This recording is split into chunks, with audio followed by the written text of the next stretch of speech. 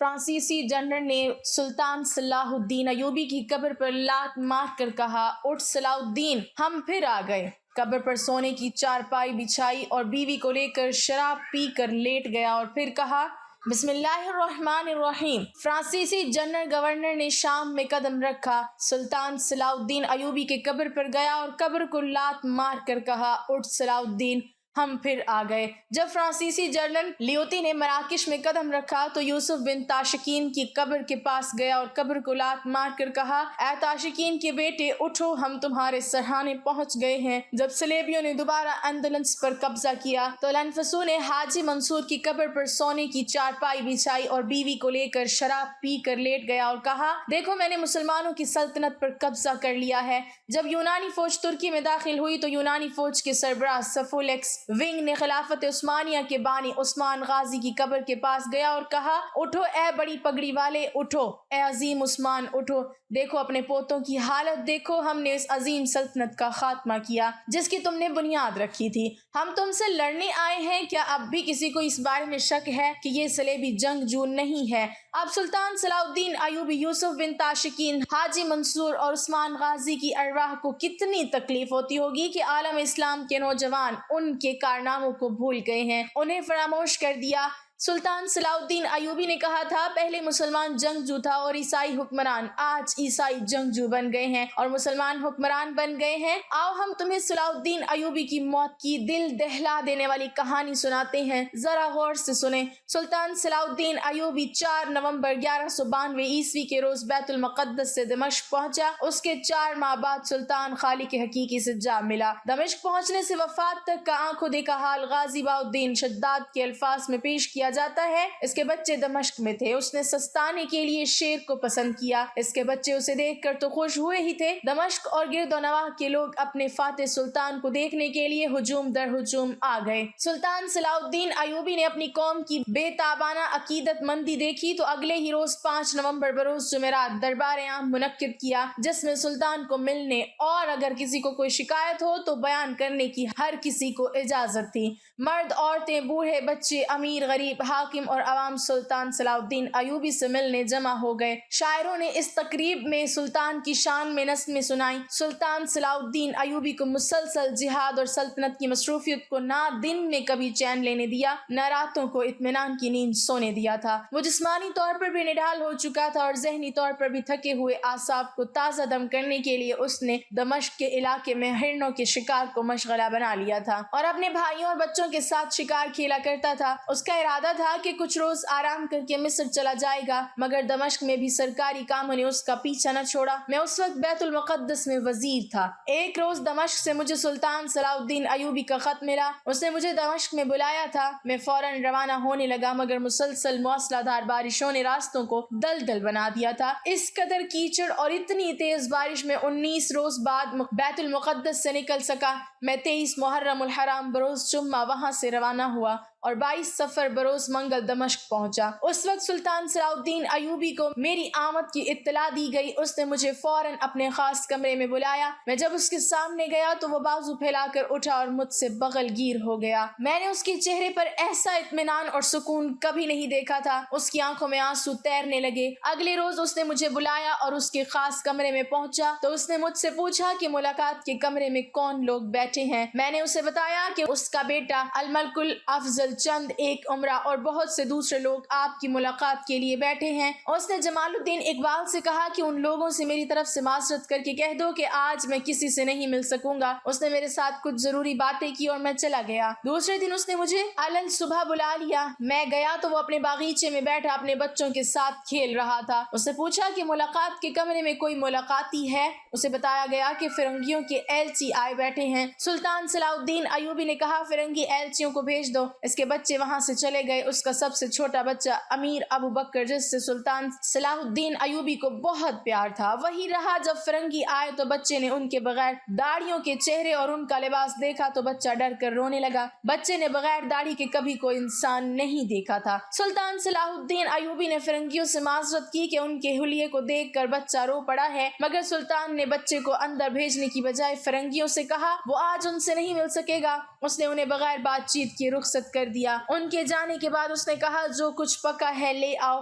ان کے آگے ہلکی پھلکی غذا رکھی گئی جس میں کھیر بھی تھی۔ اس نے بہت تھوڑا کھایا۔ میں نے محسوس کیا کہ جیسے اس کی بھوک مر چکی ہو۔ میں نے اس کے ساتھ کھانا کھایا۔ اس نے بتایا کہ وہ ملاقاتیں کم کر رہا ہے کیونکہ وہ بدہضمی اور کمزوری محسوس کرتا ہے۔ کھانے کے بعد اس نے مجھ سے پوچھا حاجی واپس آ گئے؟ میں نے اسے بتایا کہ راستے میں کیچڑ زیادہ ہے، شاید کل تک حاجی آ جائیں۔ سلطان نے کہا ہم ان کے استقبال کے لیے جائیں گے۔ یہ کہہ کر اس نے ایک حاکم کو بلا کر حکم دیا کہ حاجی آ رہے ہیں اور راستے میں کیچڑ اور پانی ہے، فوراً آدمیوں کو بھیجو اور جس راستے سے حاجی آ رہے ہیں اس راستے سے کیچڑ اور پانی صاف کرا دو۔ میں اس سے اجازت لے کر چلا گیا۔ میں دیکھ رہا تھا کہ اس کا جوش و خروش اور اس کے مستعد بھی ماند پڑ گئے تھے۔ دوسرے دن وہ گھوڑے پر سوار ہو کر حاجیوں کے استقبال کے لیے نکلا۔ میں بھی گھوڑے پر سوار ہو کر اس کے پیچھے گیا۔ اس کا بیٹا الملک الافضل بھی آ گیا۔ لوگوں میں جنگ کی آگ کی طرح یہ خبر پھیل گئی کہ سلطان باہر آیا ہے۔ لوگ کام کاج چھوڑ کر دوڑے۔ وہ اپنے فاتح سلطان کو قریب سے دیکھنا اور اس سے ہاتھ بھی ملانا چاہتے تھے۔ جب سلطان عقیدت مندوں کے اس بے صبر بے تاب بے قابو ہجوم میں گر گیا تو اس کے بیٹے الملک الافضل نے گھبراہٹ کے عالم میں مجھے کہا کہ سلطان نے سوار والا لباس نہیں پہن رکھا ہے، ذرا بختر کی قسم کا لباس ہوتا تھا۔ سلطان صلاح الدین ایوبی اس لباس کے بغیر کبھی باہر نہیں نکلا تھا۔ ہمیں پریشانی ہوئی، سلطان کے ساتھ باڈی گارڈ بھی نہیں تھے۔ مجھ سے رہا نہ گیا۔ سلطان صلاح الدین ایوبی پر اس سے پہلے قاتلانہ حملے ہو چکے تھے، اب بھی حملہ ہو سکتا تھا۔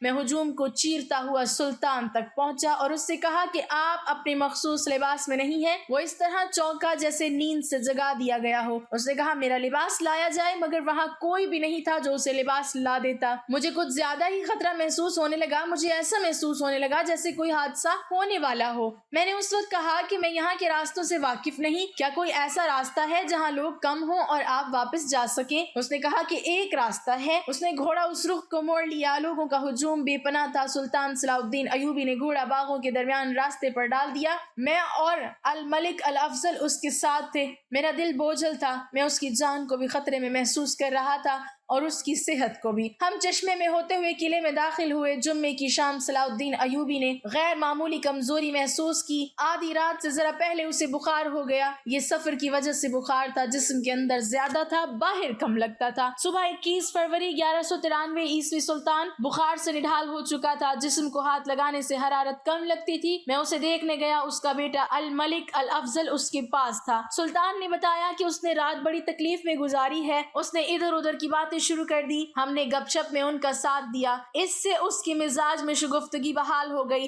دن کے دوسرے پہر تک وہ خاصاً بہتر ہو گیا۔ ہم وہاں سے اٹھنے لگے تو اس نے کہا کہ الملک الافضل کے ساتھ کھانا کھا کر جائیں۔ میرے ساتھ قاضی الافضل بھی تھا۔ وہ کسی اور کے ہاں کھانا کھانے کا عادی نہ تھا۔ وہ معذرت کر کے چلا گیا۔ میں کھانے کے کمرے میں چلا گیا۔ صلاح الدین ایوبی سے رخصت ہوئے۔ مجھے یوں لگا جیسے میں اپنا دل سلطان کے پاس چھوڑ چلا ہوں۔ کھانے کے کمرے میں گیا۔ دسترخوان بچ چکا تھا۔ ساتھ بیٹھے تھے۔ الملک الافضل اپنے باپ کی جگہ بیٹھا تھا۔ بے شک الافضل صلاح الدین ایوبی کا بیٹا تھا، لیکن سلطان کی جگہ بیٹھا دیکھ کر مجھے دکھ ہوا۔ کھانے پر جو لوگ بیٹھے تھے ان کی بھی جذباتی حالت میرے جیسی تھی۔ ان میں سے بعض کے تو آنسو نکل آئے۔ اس روز کے بعد سلطان صلاح الدین ایوبی کی صحت بگڑتی چلی گئی۔ میں اور قاضی الافضل روزانہ کئی بار اس کمرے میں جاتے تھے جہاں سلطان صلاح الدین ایوبی بیمار پڑا تھا۔ اسے تکلیف میں ذرا سا بھی افاقہ ہوتا تو ہمارے ساتھ باتیں کرتا تھا، ورنہ اکثر یہ ہوتا تھا کہ وہ آنکھیں بند کیے پڑا رہتا اور ہم اسے دیکھتے رہتے۔ اس کی جان کے لیے سب سے بڑا خطرہ یہ تھا کہ اس کا طبیب خاص غیر حاضر تھا۔ غازی بہاؤالدین شداد نے یہ نہیں لکھا تھا کہ طبیب خاص کہاں چلا گیا تھا۔ سلطان کا علاج 4 طبیب مل کر رہے تھے، مگر مرض بڑھتا جا رہا تھا۔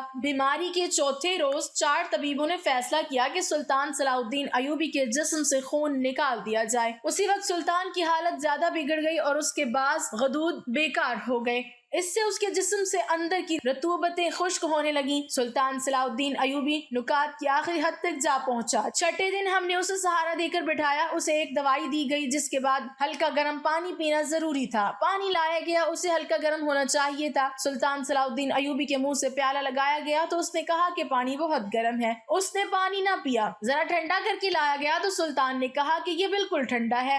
उसने गुस्से या खफगी का इजहार न किया, मायूसी के लहजे में इतना ही कहा, वो कोई भी नहीं जो मुझे हल्का गर्म पानी दे सके। मेरी और अल-अफजल की आंखों में आंसू आ गए। दुनिया सलेब पर दहशत तारी कर देने वाला इंसान बिल्कुल बेबस हो गया था। हम दोनों दूसरे कमरे में गए। काजी अल-अफजल ने कहा, कौम कितने अजीम इंसान से महरूम हो जाएगी। बाखुदा उसकी जगह कोई और होता तो पानी का ये प्याला उसके सर पर दे मारता जो उसकी पसंद का पानी नहीं लाया था। 7वें और 8वें रोज सुल्तान सलाउद्दीन अयूबी की हालत इतनी ज्यादा बिगड़ गई कि उसका जहन भटकने लगा। 9वें रोज उस पर गशी तारी हो गई, वो पानी भी ना पी सका। शहर में खबर फैल गई कि सुल्तान सलाउद्दीन अयूबी की हालत तशवीशनाक हो गई है। तमाम शहर पर मौत की उदासी तारी हो गई। हर जगह और हर जबान पर उसकी सेहतयाबी की दुआएं थी। ताजिर और सौदागर ऐसे डरे कि उन्होंने बाजारों से अपना माल उठाना शुरू कर दिया। अल्फाज में बयान नहीं किया जा सकता कि हर एक फर्द किस तरह उदास और कितना परेशान था। मैं और काजी अल-अफजल रात का पहला पहर सुल्तान अयूबी के पास रहते और उसे देखते रहते थे। वो बोल और देख नहीं सकता था। बाकी रात हम बाहर खड़े रहते, कोई अंदर से आता तो उससे पूछ लेते कि सुल्तान की हालत कैसी है। जब हम सुबह वहाँ से बाहर निकले तो बाहर लोगों का हुजूम खड़ा देखते।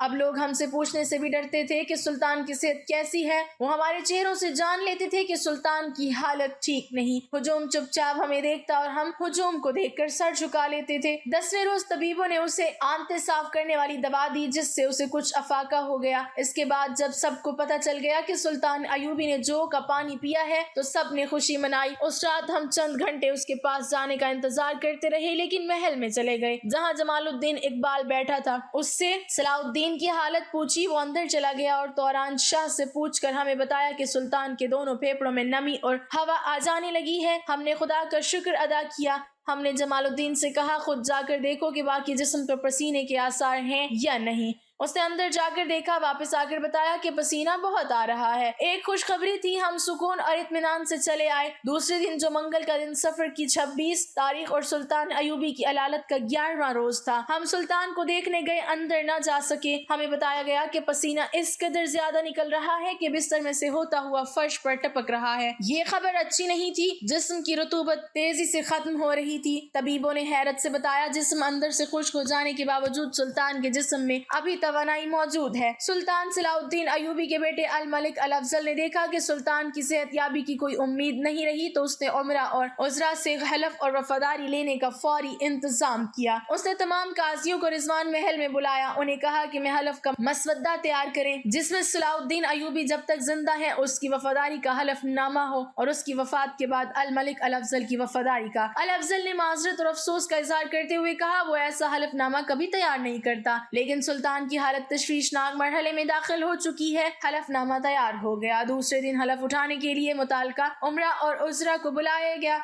सबसे पहले दमिश्क के गवर्नर सादुद्दीन मसूद ने हलफ उठाया। इसके बाद नसरुद्दीन आया जो सहयून का गवर्नर था। उसने इस शर्त पर हलफ उठाया कि जिस किले का वो गवर्नर है वो सुल्तान अयूबी की वफात के बाद उसकी यानी नसरुद्दीन की जाती मलकियत समझा जाएगा। तमाम उमरा वज़रा ने हलफ लिया। 2-3 ने अपनी शर्त मनवा कर हलफ उठाया। हलफनामे के अल्फाज ये थे, उस लम्हे से मुत्तहिदा मकसद की खातिर अल मलिक उन नस्र सलाउद्दीन अयूबी का वफादार रहूंगा। जब तक वो जिंदा है उसकी हुकूमत को बरकरार रखने के लिए अनथक और मुसलसल कोशिश करता रहूंगा। उसकी खातिर अपनी जान, माल, तलवार और अपनी फौज और अपनी रियाया को वक्फ किए रखूंगा। मैं उसका हुक्म मानूंगा और उसकी हर ख्वाहिश की तकमील करूंगा। मैं खुदा को गवाह ठहरा कर ऐलान करता हूँ कि सुल्तान के बाद यही वफादारी उसके बेटे अल अफजल के लिए वक्फ कर दूंगा और उसके बाद अल अफजल के बेटों के लिए। मैं खुदा को हाजिर नाजिर जानकर उसके अहकाम की तकमील करूंगा। इसके लिए मैं अपनी जान, अपना माल, अपनी तलवार और अपनी फौज को वक्फ किए रखूंगा।